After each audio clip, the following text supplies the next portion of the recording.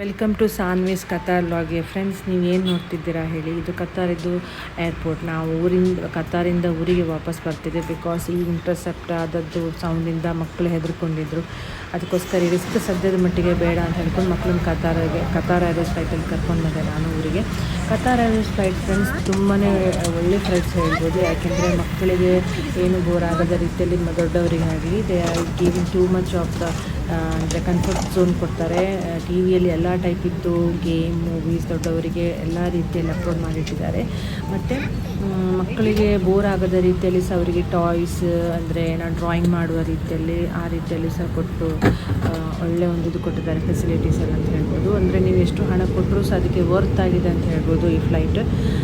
ನನಗಂತೂ ತುಂಬಾ ಖುಷಿ ಆಯಿತು. ಜರ್ನಿ ಅಂದರೆ ಲ್ಯಾಂಡ್ ಆದದ್ದು ಮತ್ತು ಟೇಕ್ ಆಫ್ ಆಗೋದು ಒಂದು ಗೊತ್ತಾಗ್ತದೆ ಬಿಟ್ಟು ಅದು ಅದರ ನಡುವಲ್ಲಿ ಅಷ್ಟು ಒಳ್ಳೆ ರೀತಿಯಲ್ಲಿ ಫ್ಲೈಟ್ ಜರ್ನಿ ಇದೆ ಇವರದ್ದು.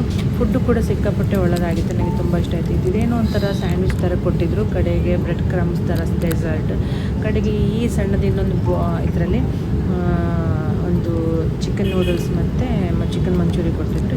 ಇದು ಚೀಸ್ ಬ್ರೆಡ್ ಇದು.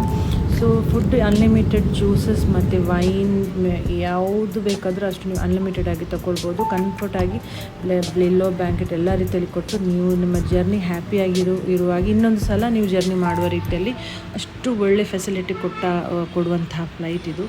ಸೂಪರ್ ಫ್ಲೈಟ್ ಅಂತ ಹೇಳ್ಬೋದು friends. So bye friends, get back to you in a next video.